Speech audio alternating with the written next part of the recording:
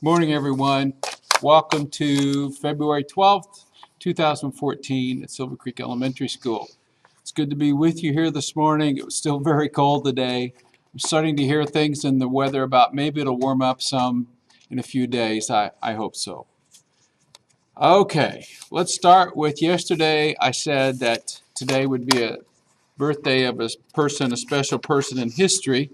Maybe you figured that out. Maybe you asked your teacher, but of course that's Abraham Lincoln. Birthday is on February the 12th. Part of our February President's celebration. So a couple of facts about Lincoln, or interesting facts. Lincoln was born and lived his early years in Kentucky, and then his family, and of course Abraham, moved to Indiana in 1816. Now, Abraham Lincoln's father was named Thomas Lincoln. When they moved out of Kentucky, Thomas Lincoln is the one who decided to move the family, and there were two reasons history shows and the writings of Abraham Lincoln show of why Thomas Lincoln left Kentucky in 1816. The first reason was that Kentucky at that time was a slave state. In other words, people who lived there could own slaves, and Indiana was a free state according to the Northwest Territory Ordinance. And so that was the first reason. And the second reason was Kentucky had not been surveyed, and so it was very difficult for people to prove that they were the first people to settle the land and therefore own the land. So ownership of land in Kentucky in the early 1800s was always hard. And so Thomas Lincoln made the decision. He moved to Indiana. First reason was because Indiana was a free state. And the second reason was Indiana had been entirely surveyed as part of the Northwest Territory, and proving land ownership, once you paid for it and filed the deed, it was yours. So rather than live someplace that he was not satisfied with, Thomas Lincoln decided to move to Indiana in 1816, and Abraham Lincoln spent his early years here in Indiana. So we're very proud of that. All right, next. Hold your horses. You can see here that we have a young cowgirl, and she's holding a horse in each hand. Hold your horses. Hold your horses. Well, that's an idiom, and adults say that a lot when they want people to just wait, stop for a minute. So instead of saying, stop for a minute, wait, they say, hold your horses. So hold your horses is an idiom that means stop, wait, and there's a reason for that. They want you to do something different, or maybe you're heading in a dangerous direction, or you're arguing something they don't want to argue about. But an idiom is hold your horses, and that means stop, wait just a minute.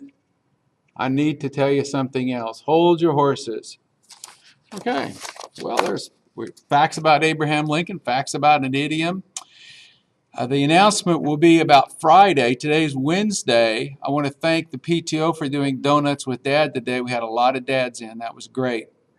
And Friday will be team, group, and club pictures. We've already sent those order forms home for a lot of the teams, like basketball, cheerleading, service club, choir. All of the clubs and groups that we have will be Friday morning, 8 o'clock, 8:15 sharp, we hope, and the pictures will be taken in the gym. That's going to be on Friday. All right. We have one student of the week with me today.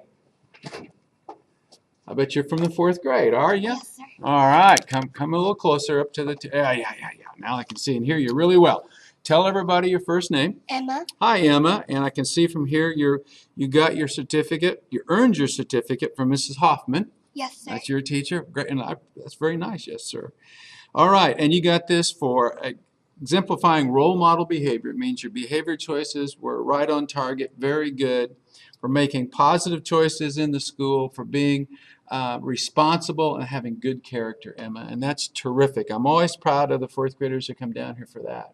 We need people like that all the time, in all ages and all phases of life. We need people with good character and responsibility. Congratulations. Do you want to say hi to anyone while you're here? All my friends and my 2 cousins. Okay, well, that's great. All right, well, if you would help with the Pledge of Allegiance, I tell you what, let's just, you and I stay here. There's only 2 of us.